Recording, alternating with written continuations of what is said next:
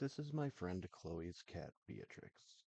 Since Chloe is likely in court today defending somebody, I'm going to tell you Beatrix's story in Chloe's words. So here we go. I lived with my best friend in law school for 2 years, and when we had to part ways, I felt like it was time for me to get a cat, which I'd been dreaming of doing for a while. Right before my third year of law school, I was on Pet Finder and I saw a cat that seemed like a good fit for me. It turns out he had just been adopted. The shelter asked me some questions about myself anyway, to see if they had any other cats that would be a good fit. It turns out the cat I asked about had a sister, and they hadn't listed her on the website because they were concerned that she was too closed off to be adopted. She and her brother, I think, maybe one or two other siblings, although I'm not sure what happened to them, were found in a dumpster and brought to the shelter. After a little while, they went to a foster home with several other cats. She was having a very hard time coming out of her shell. The person I spoke to from the shelter told me that she was just extremely shy and didn't like to have any contact with people and preferred to hang out with senior cats in the foster home. They were reluctant to list her for adoption because I guess in the past they had had people try to rehome cats if they weren't as friendly as they expected them to be. But she said she wanted to mention it to me because my living situation sounded like it might be good for her. After a pretty thorough interview and an application, they agreed to let me adopt her.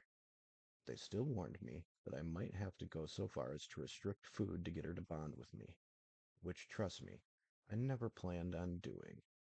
And thankfully, we never had to do that. It's funny because when I start to think about getting a cat, I told my brother I didn't really have any specifics in mind. I just didn't want a white cat because I have so many black clothes. And of course, when they sent me a picture of this cat, she was all white with a few patches on her face and her tail, but she was adorable, and I couldn't say no after hearing her story. I went to go pick her up at the shelter, and her name was Taylor. Since she was still pretty young, I asked them to change it to Beatrix on her paperwork after one of my favorite illustrators, Beatrix Potter. She looked absolutely terrified, and the first few days in my apartment, it seemed like the shelter was going to be right. I set Beatrix up in her own little room with all the essentials, including a fuzzy little bed, and for the first 3 days that I had her, she hid under the bed 24/7 and came out to eat and use the litter box when I was asleep or in class. I would sit just outside the room or inside near the door and just read or do homework. On the third day, I lifted her bed up and tried to give her a treat, and she did the most afraid, pathetic little hiss. To this day, it's the only time she's ever hissed at me, which I think shows just how scared she was.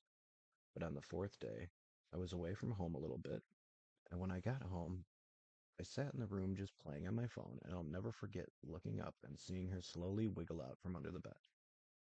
I basically just sat there all night long, and slowly but surely, she came closer. I tried to pet her, and she let me, and she just kept opening up more and more after that. It still took her a little while to reach different milestones, but in the span of a week, she came so far out of her shell, and in a month, she was basically a completely different cat. Her favorite toy still is the first one I ever got her, which is a little orange plushie. She absolutely loves to play fetch with it, although she loves to play fetch with anything. She's kind of afraid of heights, and she still doesn't like to be picked up, but she loves water and being brushed, and she's probably the most cuddly cat I have ever met. I would say her other most favorite thing to do is sit in the windowsill and watch the birds or stand on my chest first thing in the morning when I wake up and make biscuits on her quilt. She has sophisticated treat taste in treats, her favorite being belly ham, which she gets very sparingly. I've had her for a little over a year and a half, and we have both changed a lot. She's been with me for graduating law school, passing the bar, and getting my first job as an attorney, moving, and all of that. I could not have done it without her. We were absolutely meant to spend our lives together, and besides completely coming out of her shell, surprise, she's actually a full brown calico. What is it? Beatrix? What are you talking about? Tell me what's wrong.